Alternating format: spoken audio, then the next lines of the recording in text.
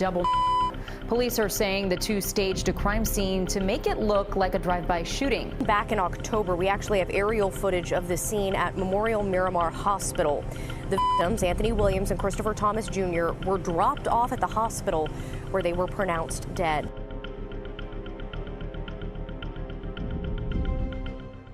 October 26, 2018, at 4:35 a.m., Cortland Henry, a young rapper known by YNW Bortland, entered the emergency room at Memorial Miramar on 1701 Southwest 172nd Avenue, requesting assistance for two passengers in his vehicle. Medical staff would remove two passengers, both unresponsive with multiple gunshot wounds. The vehicle, a 2018 Jeep Compass with Florida registration, number IEKD22, showed signs of an altercation riddled with bullet holes. The passenger, Anthony Williams, known as the rapper YNW Sack Chaser, removed from the front right passenger seat, had gunshot wounds to his torso and head, while the right rear passenger, Christopher Thomas Jr., known under the stage name YNW Juvie, had bullet wounds to his back and head. Staff would pronounce both deceased at the hospital. The driver, YNW Bortland, was questioned, and initial recounts of what led to the two deceased went as follows. They all departed a recording studio in Fort Lauderdale, driving on I-595 to the I-75, exiting at Miramar Parkway heading west. The moment they drove past Southwest 106th Ave, Dykes Road, a vehicle pulled next to them and started shooting. Portland, realizing the danger, lowered his body position to the floorboard in a protective posture to avoid being shot. But when he got back up, his friends Juvie and Sack Chaser were noticed injured. But rewinding the 2 hours before the two lost their lives, the story was about to take a turn that would shock law personnel and the families of the deceased when the truth was discovered.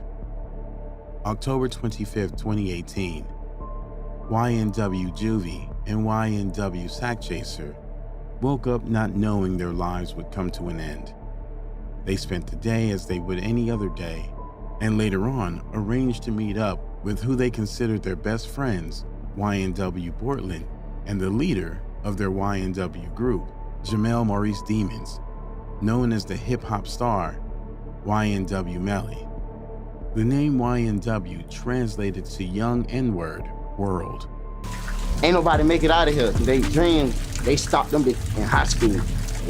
Me and all my niggas, we had the same dream going up. A group of childhood friends that came together to make it out to a better life. The four go way back to childhood days, overcoming the harsh realities of their environment to achieve their dream of success in the music industry.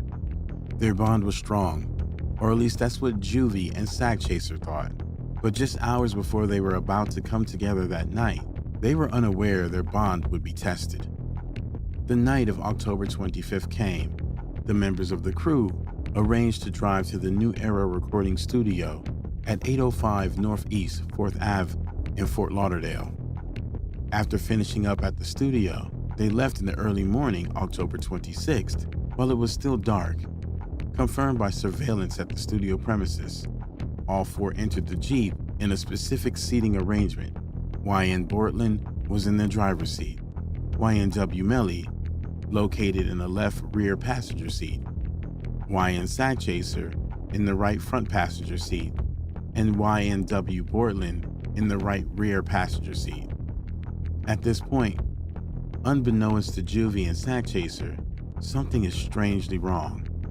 Their life is in grave danger, but by someone they'd never expect.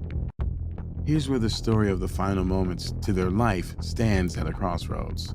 If following the scenario given by YNW Bortland, along their journey leaving the studio, a car pulled up and did a drive-by, basically spraying up the vehicle, ending the lives of YNW Juvie and YNW Sack Chaser, while him and Melly escaped scot-free as Melly wasn't present in the vehicle. But after conducting their investigation given Bortland's story, detectives painted a far more sinister end to the duo. And this is where I'd imagine Juvie and Sakchaser felt betrayed and totally confused as they took their final breaths. Using investigative technology, detectives were able to piece together the scene where the tragedy occurred. Portland, Melly, Juvie, and Sakchaser, all in the vehicle. Something happened, whether argument, fallout, or simply the plan which Portland and Melly plotted all along was scheduled to be set in motion. Through mapping out the paths of the bullets, findings suggest that the trajectory of the bullets into the vehicle were inconsistent with the story of a drive-by. Instead, the images of the bullet's trajectory act as a proof of two things. One, the gunfire came from outside the vehicle, not from a moving one in a drive-by as Portland stated. And two, the wounds that took Juvie and Sakchaser's life were at close range and consistent with shots fired from where Melly was seated in the vehicle. The homicide now began turning from an outside hit to an inside job by their very own best friends. Recreating the scene, all four occupants were in the vehicle when it came to a halt at a specified location.